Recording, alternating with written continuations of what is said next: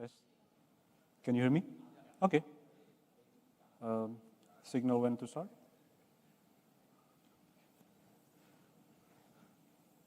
Okay.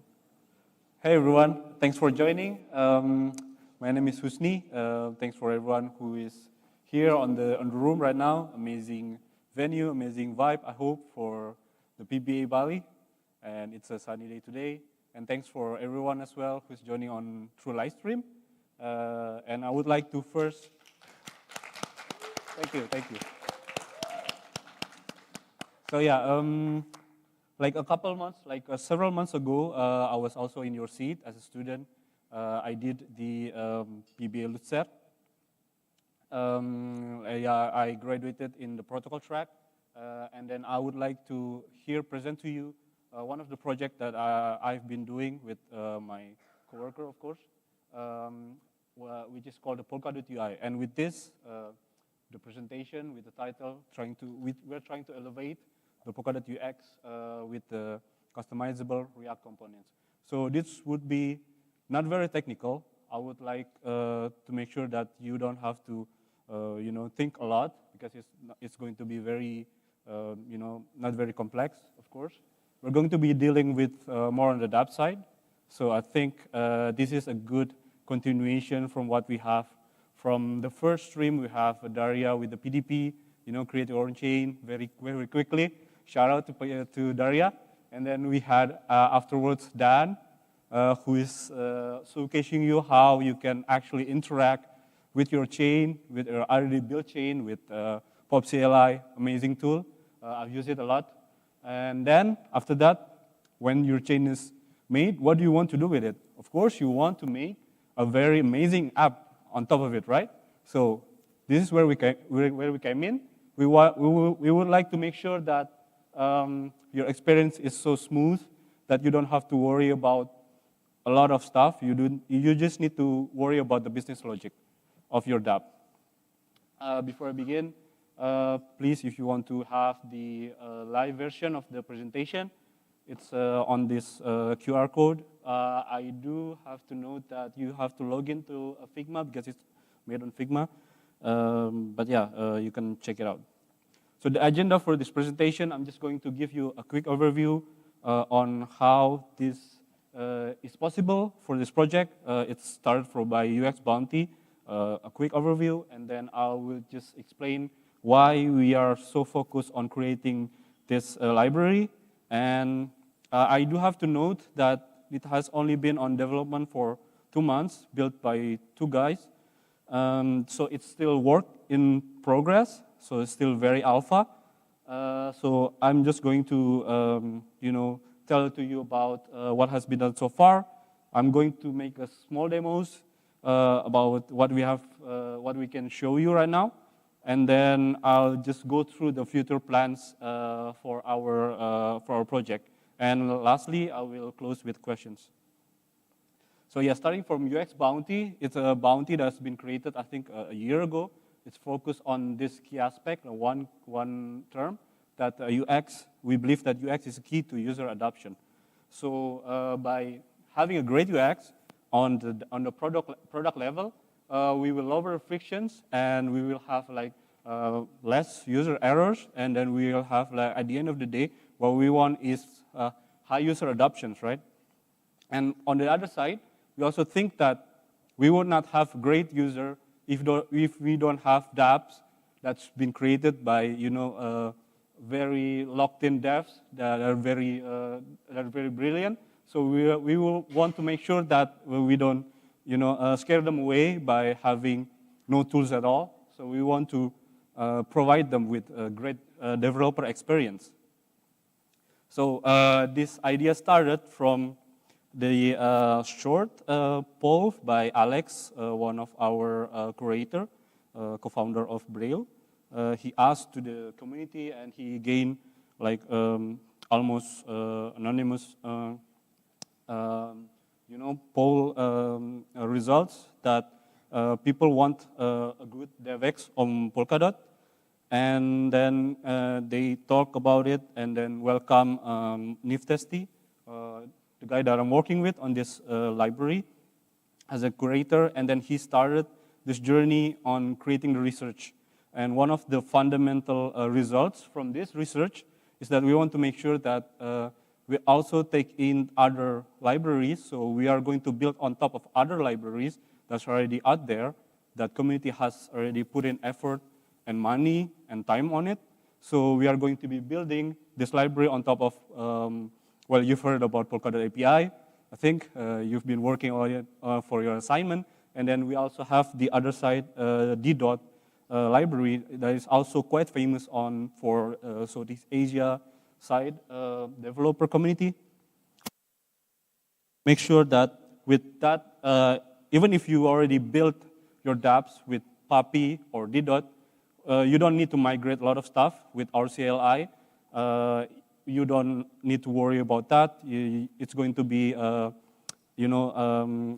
right out of the box. And yeah, so we want to make sure that we also taking into account other community efforts here. So yeah, we see, then we try to also identify the problems. And the big problem is that we have so many dApps right now. We have Hydration, we have Hyperbridge, we have StellaSwap. They have their own implementation of UI. They have probably they have been using Papi, they have been using DDOT, but they have their own set of UI that they develop in-house, and it's probably, even though they are using the same library, probably they have different implementation, like completely different implementation for that. So we try to boil down that issue, and we try to offer a solution where you can basically a set of standardized component library that you can just use a CLI, and it will detect if you have DDOT or Papi. It will just install through our setCN registry. It might not sound familiar for you who's not working with front end, but it's like becoming the de facto standard, I would say, like the industry standard that people who are trying to build components, like UI components out of it. They really like this one, so you can just, okay, you can just, thank you. You can just get the list of the components that's available on this library, and then you can just add it on your project, and it will just detect and do whatever. You just need to sit back and relax. That's at least our hope. So yeah, minimal setup. You don't have to put a lot of setup on your dApp, and we will try to make sure that we have the best UX integrated. Like I said, it's also supporting Papi and DDOT.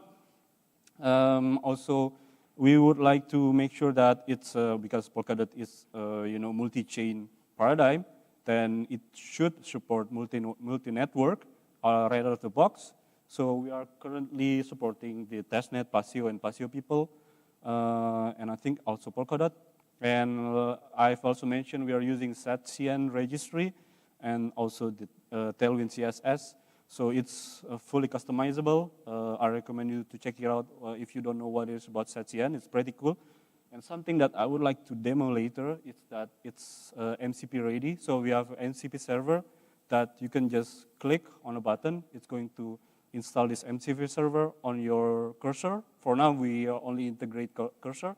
And then you can just prompt for the MCP to the agent to let you know let him know what you want, or let's say list the components. So you don't have to redo all of the all of the CLI commands. So basically, at the end of the day, the CLI command is useless for you if you have the MCP. So yeah, it's developed by me and Niftesti for the last 2 months. We have done research. The results I can show you with this. You can have a look. We did like prototype like a couple of weeks ago. It's working well. I do have to note that we are going to be demoing with the DDOT registry. So for the components that are compatible with DDOT, there's no hate to Polkadot API guys here, but we just found that the tools for DDOT are quite more ready, especially on the hooks library. Yeah, so we are finishing this, and then we are right now on phase 3 for the next steps. For the next 1 or 2 months, we are going to build more components, This has been collected through polls as well, through community feedbacks, like during the research stage. We are going to leverage MCP as well here. So that's something that I hope that we can show you right now, later. Basically, we want to reduce the development time, so you don't have to worry about spending days to just create, your template with your components.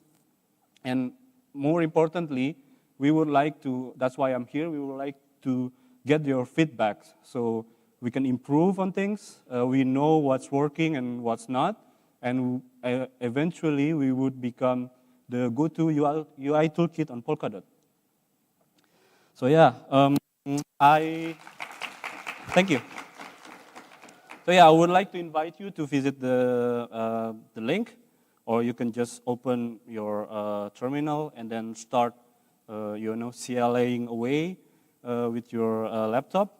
But I can just show you right now. Yeah, you can see this, right?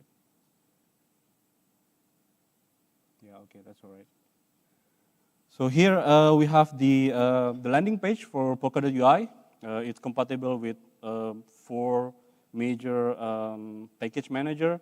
You can browse the component. You can already interact with it. And yeah, you can, let's say, you need wallet. You just want to know how the wallet connection works. You can just interact with it. It's just going to be integrated with the others. So it's going to hear the transaction button. Is going to read on different networks.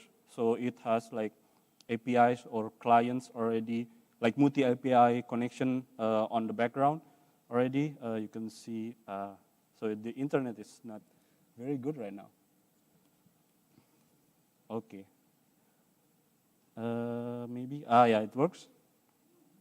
So you can see that it's connected to 3 different networks at the same time, which is cool. So you don't have to worry about switching networks. For example, if you need to find the identity of, of an address, for example.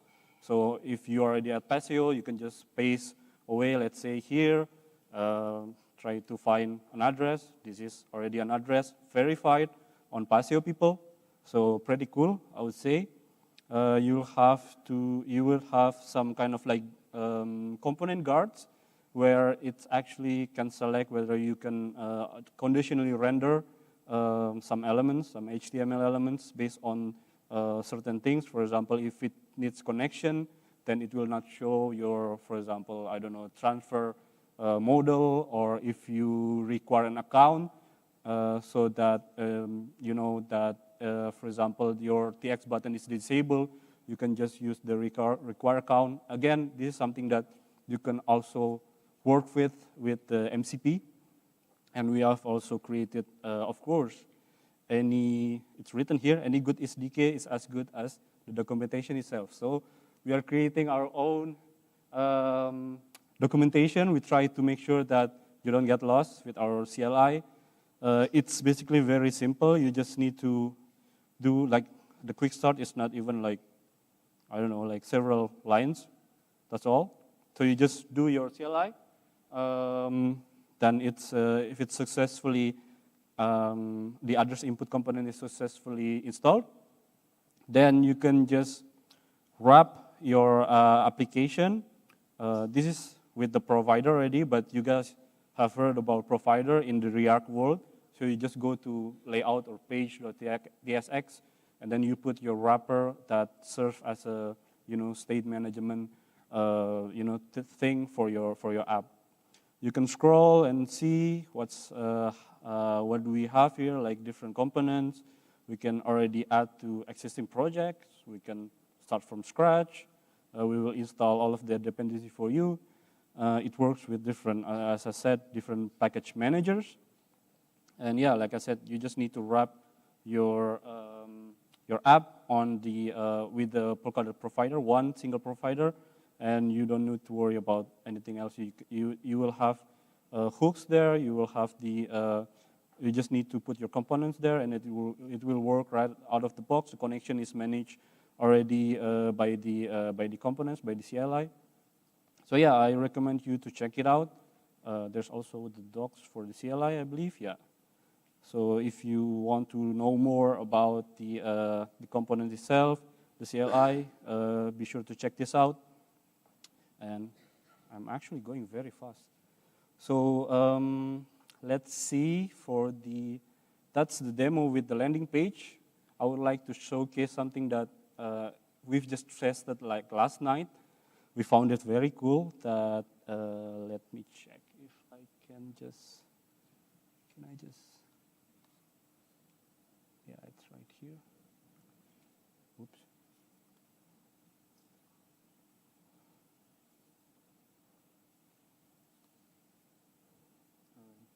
What's happening?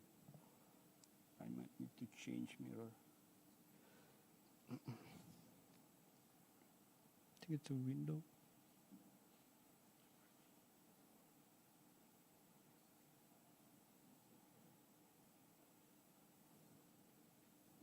No, that's not what I want. Let's just do this.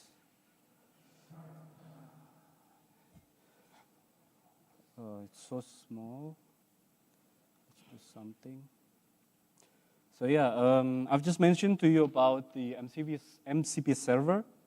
It's already provided on our landing page. So you can just, well, for now it's only available for Cursor, the IDE.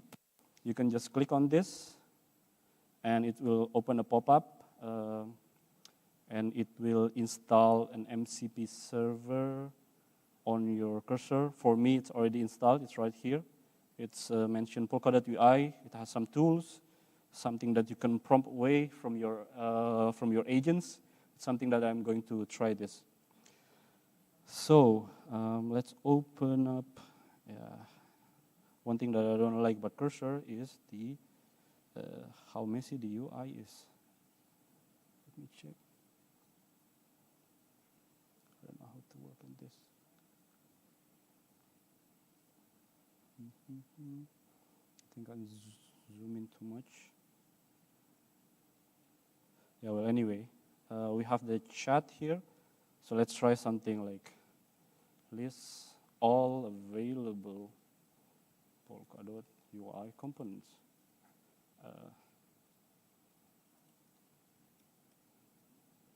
Let's see if the internet works.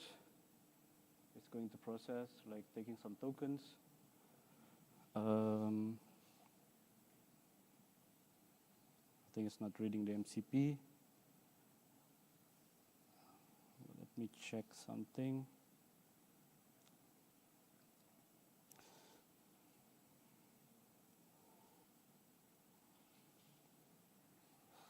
So wait, let me try it again.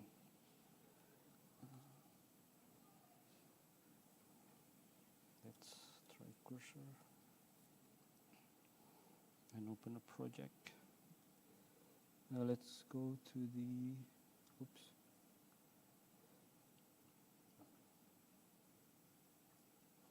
So right here, I'm just opening a new Next.js app, still fresh, empty. You can see there's nothing here, like the basic Next.js app that's been created by via the CLI. Just chat as editor. Let me check.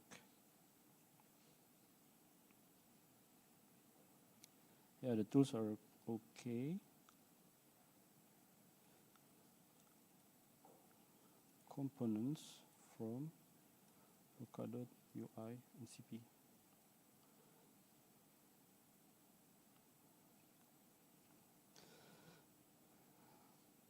So yeah, like you can see here, it's not actually browsing like from before. It's actually trying to browse the web, but the thing that the agent is doing is right now, it's calling one of the tools on our MCP server. Well, this tool is listing the component, very simple, but it helps. So it shows that this is only for the component available for the PAPI registry. Right, like I have mentioned to you before that our support is a little bit less for PAPI than DDoT. So we have now only integrated 2 components so far, but still something. We can try, for example, right now. Oh yeah, something that I forgot, because we want to make sure that we are installing the D dot compatible components. Is we install D dot. I think, yeah. npm install D dot.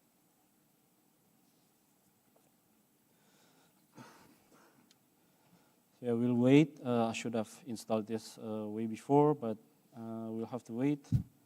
So essentially what I'm going to do here is, we'll see if it's already installed. Yeah, it's there. Let's close this one so you can see the chat.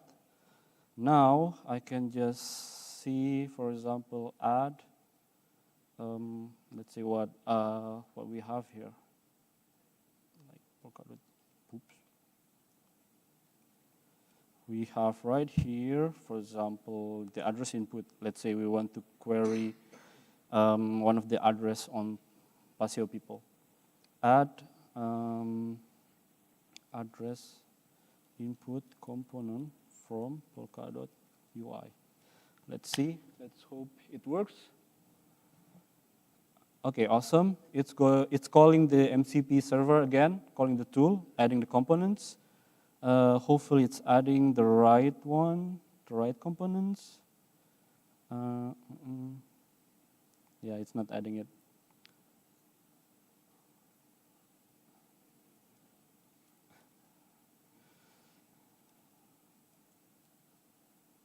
Redo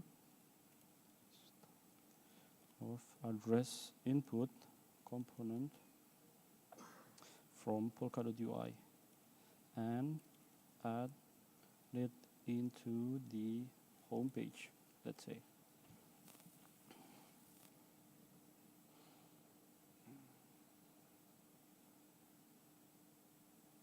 So yeah, it's creating a list, a to-do list, something that's quite common for AI agents. And then it's going to go through that list, trying to make sure that the app is installed.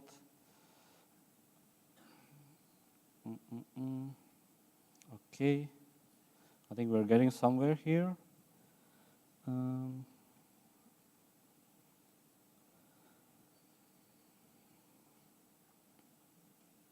Yeah, it's like any LLM agents, it's a little bit hallucinating, so it creates its own command, CL command that doesn't work, but then it tries to correct itself.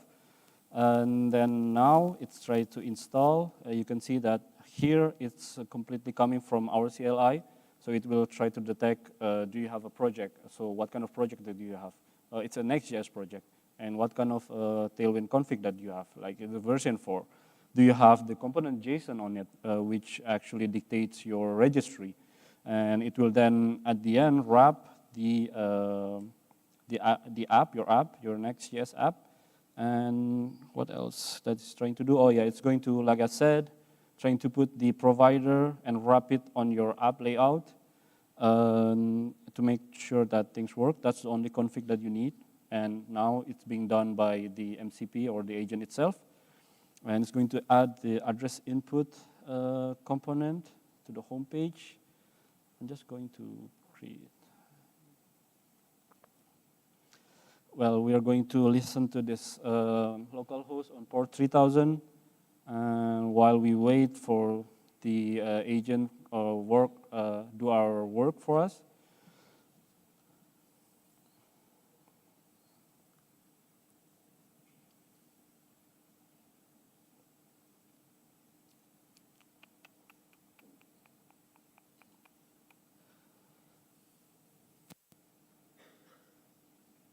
So yeah, it will run the dev server, so you can see what's going on.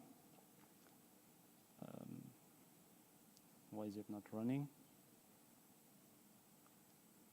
So yeah, you can see I didn't put any code at all. I didn't code on the Cursor IDE. The MCP server works by itself with a little bit of hiccups, but again, it's a work in progress. You can already work on this, like it's going to look, it found the ID or the identity of Niftesti. It's on Pasio people. You can find others as well. So yeah, it's a cool stuff that you can try out. Please feel free. It's already on our landing page. You can hack around with it. Not so much complexity there, I would say. And maybe I would like to do something else. Something that I forgot to say is that I want to reiterate about my claim that it's also customizable, highly customizable. So I'm not going to play with the MCP anymore, but so you can see that if you go to the landing page, we have already pulled some themes from TwigCN. This is again the power of SatCN, that it's highly customizable. You can just make it different. I think I have this, that I need to turn it off. So you can just play around with this, and then you can then pull the theme, make your dApps your own, very original. So yeah, just to reiterate on that claim that it's actually customizable. So on that sense, it's something that worth trying. Yeah, you can make it like retro like this, and I think that's all for my demo. I would like to. Yeah. Whoops. Yeah, I'm just going to. Yeah, so that's the demo. I hope that you guys like it. Be sure to check it out. And thank you. And yeah, we are still ahead of time. So yeah, what are our future plans? Our big plan ahead is for sure is to be able to release our major version by the end of September, getting ready for the Polkadot Builder Party. I think it has been mentioned one or twice here during the lectures. Pretty sure that it's going to help you, so you can just worry about building your chain, making sure that the logic works, and then you can create a very nice UI with minimum effort, hopefully with this tool. And right now we are gathering as much feedback as possible, although we are also working on more components. We have other timelines, but we are open to feedback. It's supposed to be shown on the bottom of, it's gone. I think it's going to be shown on the bottom of the, if you visit the landing page, there will be a pop-up here where you can just click on it, and then it will send you to the feedback form. Yeah, so thank you very much for everyone for listening. Thank you for the opportunity for PBA team. It's amazing. I hope that you guys like it. Again, try it today. Go to the landing page. If you want to contribute after finishing PBA, we are very open.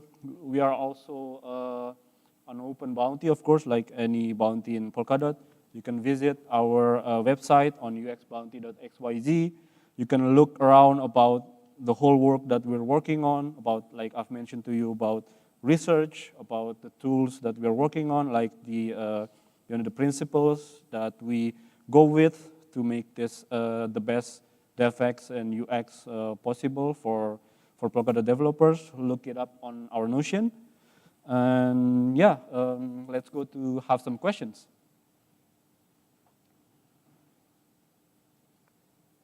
Or I guess it's quite clear.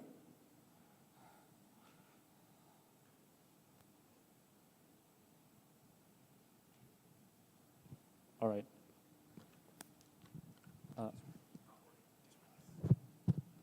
right. Does this framework have any branding, like the Polkadot branding or the color scheme, anything like that built into it? Not yet. It's a very good question. I think we can work on that, but then we need to have some design work first. We need to tell our designer here, in-house designer, But yeah, I'm pretty sure that on Polkadot.com we already have this branding colors, and we have the font, unbounded font, that we can already integrate. It's something that's worth to try. But yeah, thanks for the feedback. There's no other questions. For those of us not familiar, what is the MCP server? So yeah, the Model Context Protocol, it's basically a way for you to be able to talk through agents to any tools that you have. Like for example, for our library, we provide a set of descriptions and like, yeah, mostly descriptions about different tools or different components that we have. So if you go to like if you install the MCP server on your cursor, but it works for other, I think it works with Cloud Code and VS Code as well. It will show you so yeah, it will install you this, the Polkadot UI, and it will, based from our description, we define some tools that helps you talk to that UI, to that CLI or to that library. So you don't have to like go to the docs and search like how do I list components. You can just talk to your agents like list me components from this tool, and it will read instead of going to browse the internet. It will read to the server instead, and then look. Oh yeah, I found this list component tools, and I'm just going to query it, and then I'm just going to read from the JSON file and everything, and then I can give you the right results.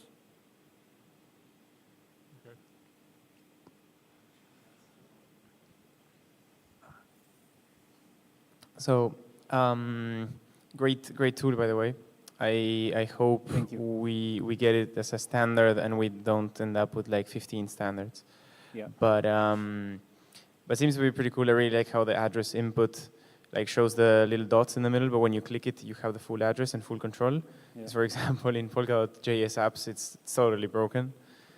Yeah. And I like that you don't have the profile picture with the like dots all over the place. Although maybe that was a future plan, in which case maybe I don't hate it that much. But like, for example, when you do the components, so you have these components and these components will kind of share a connection, like a DDoT or a PAPI connection to the chain, I guess. At the end of the day, you need to pick one, either DDoT or PAPI. Yeah, so you pick one. Let's say you pick, you pick PAPI, like, and you use these components across your app. Yeah. They like all use the same connection to your chain. Yeah, right? We make sure that there's only one single connection, like one API for each chain. And can, like, if I wanted to do like some custom component or some custom thing, I can. Is it easy to use the same connection that all of these components are using? Yeah, it will be on the docs as well. I think it's also a good feedback to be added on the MCP, so you don't have to, browse through the whole docs. But something that happened on the background is that we are installing here when we do the install, the npx Polkadot UI add name of the component, it will just create or copy some, JSX, I would say, like TypeScript with, for React. This is something that we work on, and it will just copy onto your project, and you can just go here and then see what do you want to work with. For example, if you want to make a customization on your network, you can just go to, for example, the services, and I think it's going to be, it will give you some hooks that helps you to, for example, for fetching the identity by address or by query by string. It will show you the client status and all of that, and something that you can, I think for the connection, is something on the provider itself. Let me check. Yeah, it's something that you can work with here. I would say, no, not here.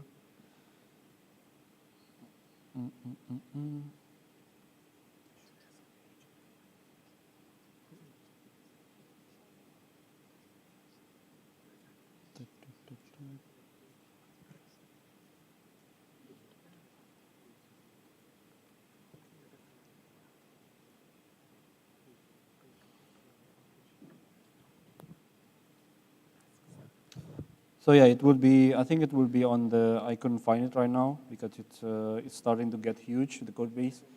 But I think you can see it here. Yeah, you can have like here we define like, of course we need to be opinionated with the the schema and then the objects that we need to work with. You can define you can change this if you want. But we have already created some APIs for you, related to the connection for the networks. So you can disconnect, you can check if it's connected, you can initialize the chain. It's starting when I reload the browser. Does that answer the questions? Kinda.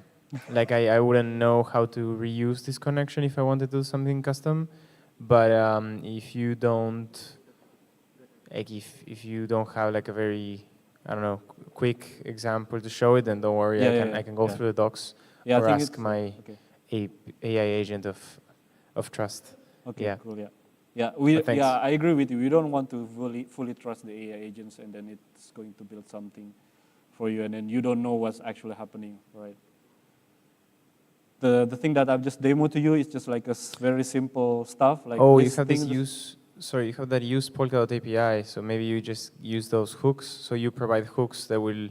Yeah, and you can customize the provider, the context provider Nice. that's on the background. Yeah, that's really nice. Makes And sense. it will change the logic of the hooks Nice, thanks. from the default behaviors. I wanted to ask, how can you connect to a custom RPC, like a custom chain? It's going to be on the config. It's a great question. I think I don't put it Cool. there. One of the nice thing about DDoT is that you can put like as many endpoints as you want, and it will just revert to the one that's actually working, like some kind of fallback. So you can just put this, like let's say, are you asking about like a test net, or I mean like your own chain? Well, like in PDP we create chains, Yeah. so I would need to connect to that custom chain I just created. So Yeah, I would need like a dynamic way of making a connection. Yeah. So it's basically because it's not a black box like an npm package. It's already there in your code base. You can just copy this. I think it's also noted on the docs. You can also just copy this, these types or interface, and you can just create your own. Like let's say, what was that? Like PBA chain. And you can continue with all of the necessary stuff, for example. Like you define your own endpoints. If it's local, then you point it to local. Then, yeah, you can create the Explorer and all of that stuff. And this is something customizable. If you want to change it, you can just change it. We try to be very customizable here. But so you can put it in the config, but can you change it dynamically? In what sense? I'm not following. Like, for example, you have some code that someone does something, they create their own chain, and then you dynamically add it to the config? Or is the config static, like something you need to know beforehand? Yeah, it's a good question. Are you saying like something like metadata, like reading from the metadata? No, not metadata, just like dynamically. So, for example, let's say I use an app that creates a chain. Mm-hmm. Is some app out there that exists and creates a chain, if there is such a thing, if it will release at some point. And then you'll create the chain, and it would be really cool if you could instantly like add the RPC endpoint, Yeah. and then just be able to talk to that chain. From the app that's already running. From the app that is already running, yeah, kind of like a hot. I think we don't have that yet, but I think it's not very complex to implement. Nice, awesome. So yeah, good feedback. Thank you. Yeah, maybe if there existed some app like this, they will give you that feedback. So yeah, basically like Polkadot.js, where you have the local endpoint. Yeah, kinda. Yeah. Yep. The Yeah, you custom could do endpoint. something like that. Nice. So yeah. Hey, Husni, thank you for the presentation. I have a question. I know it's 2 months implementation so far, and I know it's in React, and that was in the title, but I want to understand if you're planning on like using the same components and altering the logic of the language in order to use other than React, like Angular or other Angular Vue, or Svelte. if this is part of the planning. I would say I think it's being mentioned on the how do you call that, the roadmap, but we don't put that as like the priority right now, because we want to make sure that first we cover the biggest the biggest dev community out there, React, and then we only have right now 5 components, and we are very limited with those components, right? So the hackathon is also quickly approaching. So we want to make sure that we have like almost complete suite of the components. And then if someone came and knocking on our door like, we need this in Vue, and we'll be happy to provide if we have more time for that. Thank you.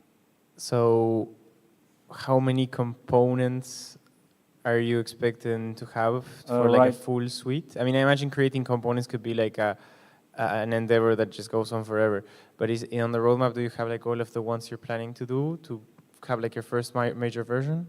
Like the first major version, we are going to finish at least, I think around, I think it's all already showcased on the, it's like a small teaser on the, on the landing page. Yeah, so it's sort of those like from amount input to NFT card, and that will be like a full suite? Sorry? It's from the amount input to the NFT card. Yeah, to the NFT card. And that will be the full suite for the first, major version. Okay, nice. Yeah. Okay. Just before the hackathon. Cool. Thanks.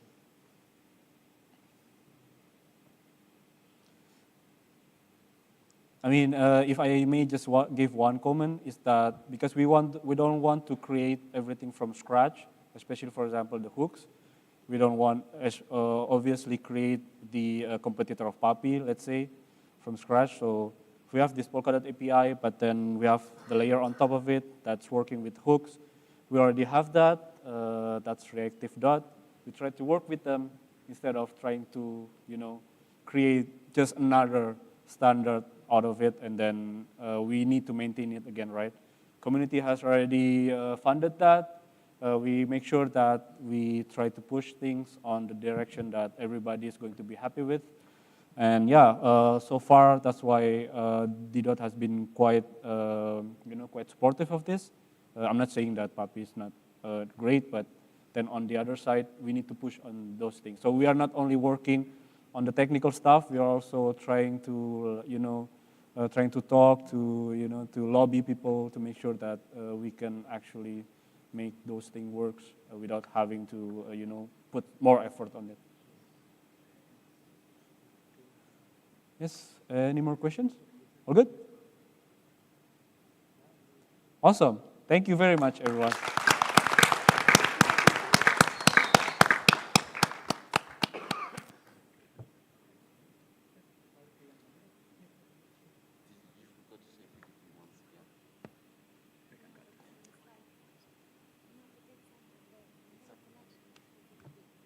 One thing that actually Papi is doing really well